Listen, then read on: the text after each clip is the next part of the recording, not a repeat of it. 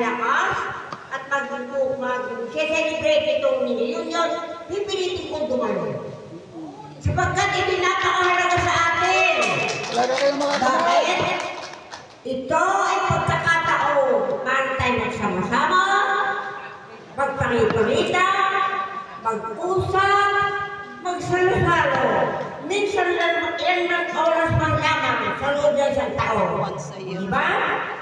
Kaya bilang pinakamatanda sa inyong grupo, pinapayo ko sa inyo na lagi kayong magsaya. Dumalo kayo sa ganitong kasiyahan. Sa mga sasayang sitwasyon, sa mga lugar na masasaya, sapagkat ang kasiyahan ay buhay.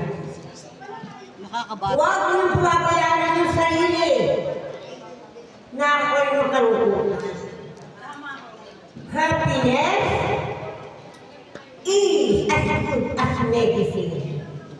And happy heart that goes every day makes us healthy with a life of peace.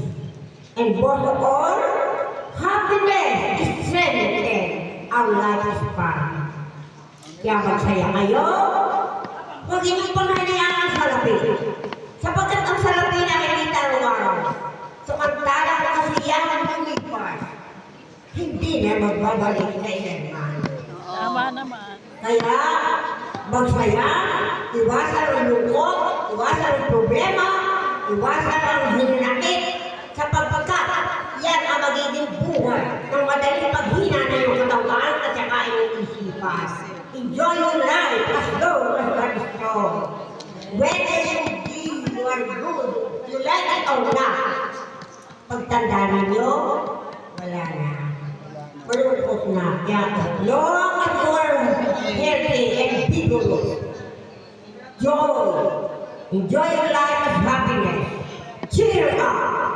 Mabuhay ang mga retired teachers. And I hope you will continue this reunion.